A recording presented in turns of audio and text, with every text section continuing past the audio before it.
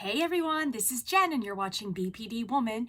If this is your first time on the channel or the first time seeing my face, this is a channel where I offer you positive solution-based approaches to recovery from BPD, CPTSD, and just for those of you who feel you are highly emotional or have a difficult time regulating your emotions or just highly sensitive, welcome.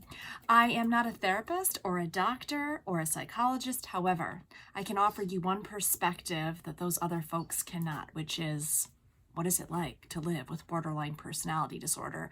I was diagnosed over 20 years ago, and since that time, I have done at least a half dozen DBT courses, book work, one-on-one therapy, group therapy. You get it. I'm pretty committed.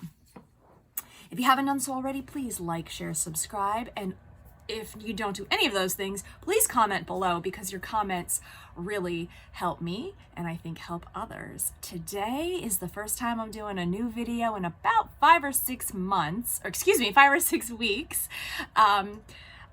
except for the one that I did just a short time ago, basically saying new content soon and sorry for my disappearance act. So let's get into today's topic, which is toxic dumping, oversharing, vulnerability, sharing too much too soon. Why do we do it? How can we wrangle it in? And how can we build on more effective relationships and get the things that we really want? Let's get started. I'm gonna read to you an article that I came across back maybe about a month or so ago, and I will leave a link to the description of the article in the description below for this video. And it caught my eyes. I was reading my regular news feed, and I thought, wow, this would be something that would really, I think, be topical to those of us with BPD or CPTSD. And not only do I think this topic is relevant to those of us with emotional regulation issues, but I also think it's something that a lot of people, even without cluster B personality disorders, could also benefit from reading. And as I read parts of this article, I want you to think, does this sound like me? Have I done this? How can I tune in and be more compassionate to myself and work towards maybe looking at some healthier ways of coping or sharing? I have definitely been able to relate to this article, and there have definitely been times, especially recently, I was seeing someone briefly and then I went through a breakup, and maybe, this happens to you. You're really trying to process that breakup, and maybe you're going to your favorite person, or maybe you're going to the same 1 or 2 or 3 friends, right? And you're talking about it all of the time. And I think there's like my friends will be like, oh no, you're not sharing too much. But I definitely feel like there's been a point where, they stop responding to some of my texts about the situation, where they might be responding to other parts. And so I kind of, that's kind of the time to tune in, okay, maybe I should tune this back. Maybe I shouldn't share this much. Maybe it's time to confide in a therapist or a friend or someone else. And, even before I read this article, I wrote a note to myself, as I write many notes to myself, which said something to the effect of, am I complaining because I'm not able to emotionally regulate myself, right? So being able to emotionally regulate yourself, validate yourself, right? Know what it is you're feeling, I think are the 3 things that most I can say to you that will help you not trauma dump. Knowing what you're feeling, validating yourself, and being able to emotionally regulate yourself, whether that's distracting yourself in the moment, thinking of something else, thinking of the situation from a different lens. So let's get into this article right now. So the article is called Trauma Dumping, and I'm just going to read some key points, so forgive me for reading, and then I'm going to tune into some of the ones that I think will be very relevant, and I'll throw up some screenshots here.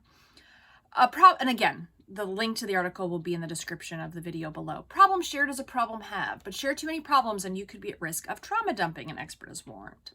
This phrase applies to people who feel the need to offload even the smallest problems and frustration onto others, rather than those who actually need to talk through genuine hardship. Psychologist and Oxford Associate Fellow Nishala Wickersmishry I hope I have that right. Author of Being Others, Curses Spells. Okay. Explained people guilty of dumping, relying on friends so heavily because they have no other way of processing their emotions. Sound familiar? Okay. Why do people trauma dump? I'm just going to pick out some points of things that she said. People speak and behave with wild vulnerability, find it very difficult to organize, process, and filter their feelings appropriately. Bing, bing, bing. Does that sound like borderline personality disorder? Because it sure as heck sounds like borderline personality disorder to me. You know, a lot of what I went through with DBT is knowing what I'm feeling, how to tap into what I'm feeling, right? Because sometimes, you know, they'd be like, what are you feeling? I'm like, anger, right? Well, okay, what feeling did you feel next? Anger, right? You know, it's like that anger iceberg where it's like anger's just kind of like at the top, but like the iceberg below the surface is huge and has things like shame and rejection and fear and hurt, disgust, sadness, right? And so if you don't know what you're feeling, and again, that's just what I said, right? Knowing what you're feeling and being able to validate yourself and regulate yourself, then you can't process those feelings, right? And sometimes you might find yourself, just like this article is saying, talking through it so much because maybe you are in turn looking for someone to give you some direction on what you're feeling. Okay, so she goes on to say, trauma dumping can sometimes suggest the person is experiencing a deeper psychological problem, such as borderline personality disorder or post-traumatic stress disorder. However, in day-to-day life, the experts said the lines are becoming more blurred about what to share with a friend. So now we're just not even talking about people with PTSD or BPD. People are increasingly confused by culturally mixed messages regarding when it's okay to share. Also, the use of the word trauma has become more elastic, meaning that some people experience and describe relatively minor challenges as traumatic, right? Oh my God, I had the worst day. You know, my boss didn't give me a promotion. Not a trauma.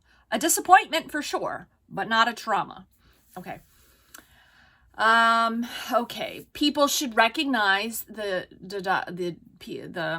writer says, recognizing an inconvenience such as queuing for gas or missing out on a promotion is not the same as surviving rape, witnessing a murder, involved in a fatal accident, something like that. People who trauma dump are likely to complain more in lines of feelings, being abused by a partner, boss, friend, being single, fears of getting COVID, outrage when not noticed. Okay. So daily things that might come up.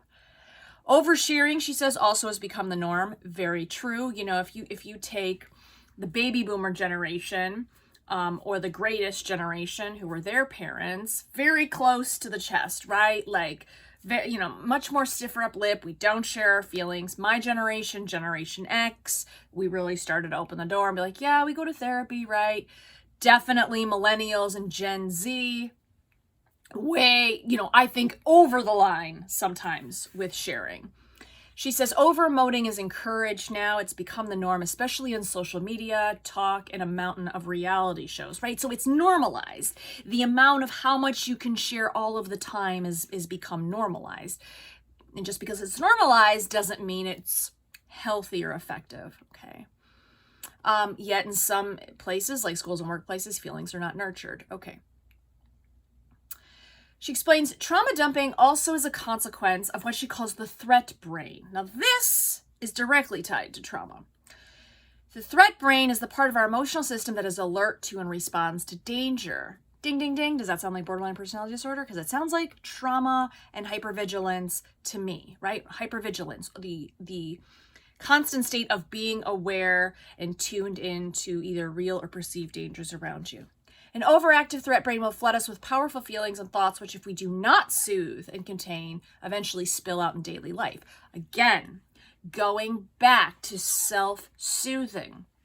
How do we self-soothe, right? Well, first, you need to know what you're feeling. So, I saw my ex kind of looking at me through some windows earlier today. He lives in the complex. And, I could, I was like throwing the ball with my dog and my friend was with me and we were, laughing and we're not speaking to each other, which is a healthy decision. It's fine, my choice. And I saw him this was about an hour ago. This was late. It was like 9:30.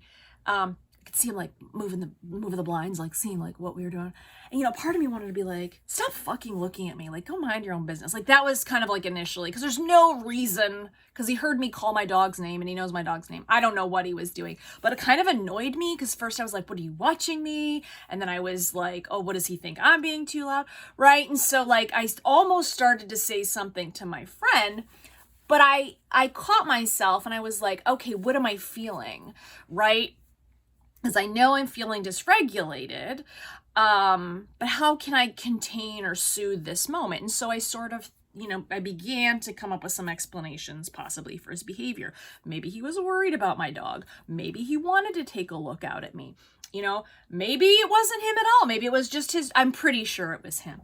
Right. But anyway, so instead of dumping onto my friend and bringing her into the fray, because she doesn't even know that I dated this guy, you know, instead I just said, whatever he's doing, I don't care, because I'm not giving him an emotional reaction, because maybe that's what he wants. Maybe he wants me to look up or say something, right? And I'm not interested.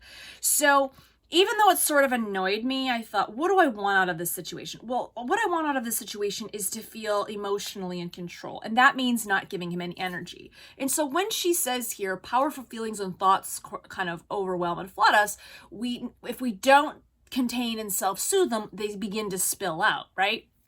And, you know, there's going to be times where you're going to feel much more regulated and in control than in others. And that's a good time to be tuned into the body. Don't forget your HALTs. HALTS stands for hungry, angry, lonely, tired, and then I put an S, stressed or sick. If you are any of these things, your mind, your emotional state, your physiological state will be compromised. And when your emotion is high or your sickness level is high, your logic is low and you are going to probably be more reactive. So be tuned into that. Okay.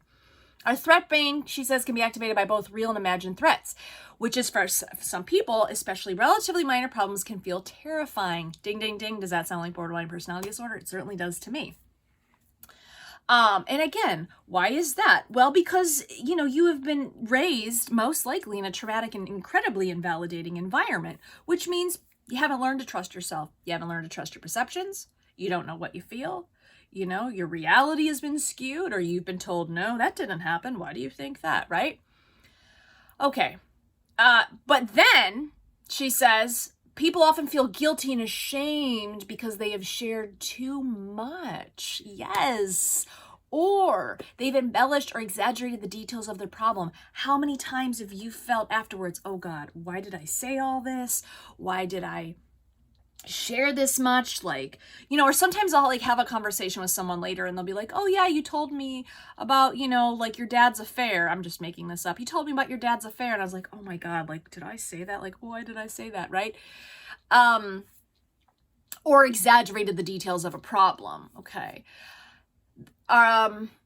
Because highly charged speech and behavior stimulates a part of our nervous system that floods our body with powerful hormones and chemicals like cortisol, which is a stress hormone, to keep us hypervigilant and alert. So the more we trauma dump, the more we overshare, the more that we don't feel emotionally contained, or the more that we don't share emotionally appropriately, the more likely we are going to continue to activate that traumatic brain and stay hyper alert and hyper vigilant.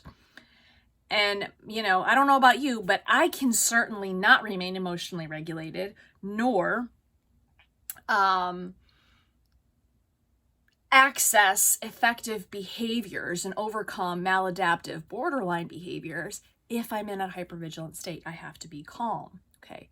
Also increased anxiety because afterwards the person who is dumped hasn't actually taken the pain away. Instead, they have supplied it with problem-focusing energy that keeps it memory active. What's a good skill here that one could do, right, to avoid being memory active? How about distraction, right? How about using your tip skills? How about reading a book or doing or turning on a subtitle movie? That's one of my favorite things. When the brain won't slow down, I put on a subtitle movie in a language I don't understand so that all I can do is read. And if you're reading and paying attention to that movie full force, a foreign language film, you're not going to be able to continue to dwell and ruminate. And if you haven't checked out my video on rumination, I will put up a link. Okay, she says, friendships and partnerships thrive on reciprocity, which is mutual sharing, giving, and taking, 50-50, right? Trauma dumping, on the other hand, is one-sided, and people are used as objects upon which to project pain. I don't know that I completely agree with that last sentence. I don't look at the people that I tend to overshare or trauma dump with as objects, And one way that you can combat against this, here's Jen's tip, is to make sure that does look like 50-50 in a relationship, right? That every time you're reaching out to your friend, you're not talking about a problem. That every time, you pick up the phone to call your mom, you're asking how she's doing, and it's not always about something that you may need, right? Turning also your energy outward and helping someone else with one of their problems or working through them takes the attention off of you, puts that energy onto someone else, and makes you a better friend. And guys, we have tons of empathy. That's borderlines are just beaming with empathy. It's within you to channel that and help other people. I mean, I think that's a lot of times, why, like empaths or borderlines can be sort of kind of wrangled into a lot of problem solving or drama, because we do feel a lot of that empathy. It's just how well you act on that empathy and feeling that can perhaps get you into trouble. Okay, if you find yourself at the receiving end of someone's trauma dump, ask yourself, what is it about me that attracts or enables people to use me in this way? I don't agree with this statement, and that's fine. I don't have to agree with everything that this writer says. This assumes that the person that is trauma dumping, this sentence assumes that the person trauma dumping is intentionally trying to be manipulative. I'm not. I don't think borderlines, I know I hear that, borderlines are manipulative, blah, blah, blah.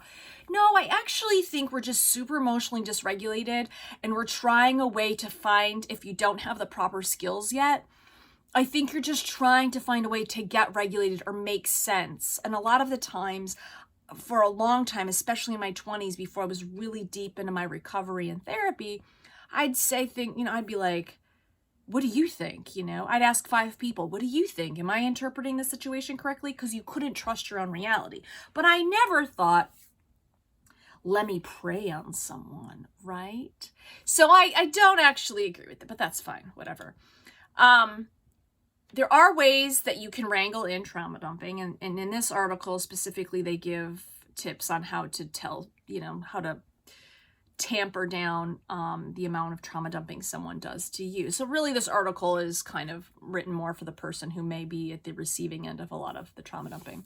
Anyway, know that your threat brain and share with your friend partner how trauma dumping increases your threat brain activity. Okay, fine. I will tailor this for us. Guys, when you are about to trauma dump or ruminate or share too much, think about how that trauma dumping keeps the threat brain active, right? And think, do I want to keep the threat brain active, or would I like to toggle off into something else? Would I like to close out this browser page and open up something else? That's how I think of it. Let me close out this browser page or this worry or this rumination. Let me close out this threat brain and let me think of something else for a while. Okay. Let your friend or partner know that your threat brain is activated, making trauma worse, and shows that breathing slowly and regularly is better than talking when we are feeling fearful. Abso-fucking-lutely. Yes.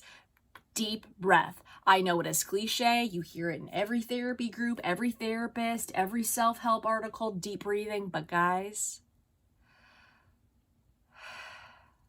when you are physically slowed down, your brain is physically slowed down. Okay. Don't see this person when you are tired or stressed. When you do see them, rehearse and be prepared to say no. That's fine.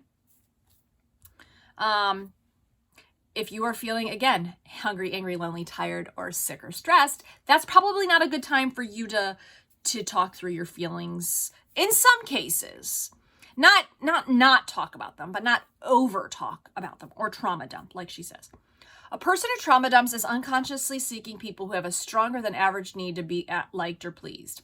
Are you a people pleaser?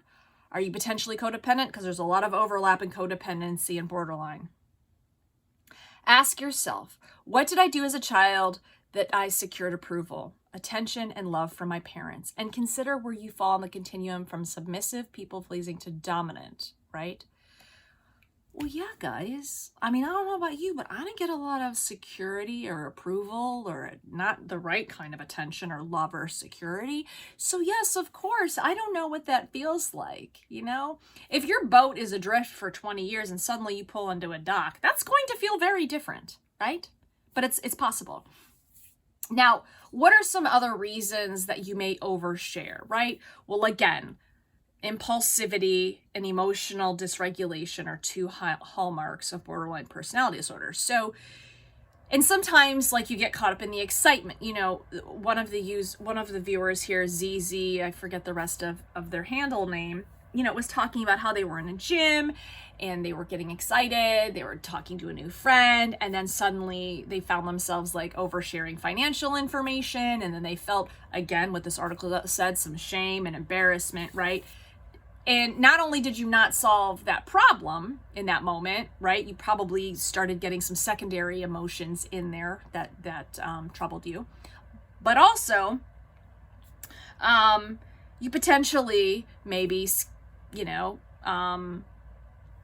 put a halt on the development of that friendship. Lesson learned, no big deal. Not everybody with borderline's an overshare. I mean, Christ, you know, you are a human after all. You're not just your symptoms, right? So I have found this. And one thing that a friend told me once, you know, when I was kind of obsessing about a guy that I haven't even gone on a date yet, and how I didn't kind of like some of the behaviors and things I was saying or hearing from him say. She said, "Do you really want my real opinion?" I was like, "Yes." And she said, "I see you giving too much trust and opening up too quickly to people who haven't earned it. And man, is she right." If you haven't heard of Brene Brown Braving, again, I'll include a link to Brene Brown, not my videos, but she's a psychologist and a motivational speaker and just super awesome person. She talks about how people earn trust and what like an appropriate and healthy amount of trust looks like. And not everybody deserves your trust, and not everybody will retain your trust. And trust is like a deposit system, right? A bank just doesn't give you an unsecured loan. They want to see that you have collateral. They want to see that you have an income. They want to see that, you know, you make on-time payments, right? It's got to be the same thing with friends, you know? Share as much as they are willing to share.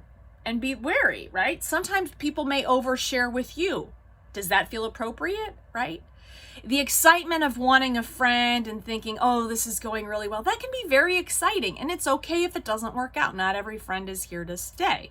So slow in your roll, right, and kind of roping that in. And even, again, I've done a video on coping ahead. Write out a cope ahead. You know, what are the times that you fight? A cope ahead, basically, you take kind of an issue or a problem or something that you're struggling with, and you write out a set of details or things to help you cope ahead more effectively with that problem. So if you find that you are oversharing in certain instances, let's say when you meet a new person, right? Identify some ways that you can share appropriately. Identify some situations where maybe it's not a good time to get into those conversations.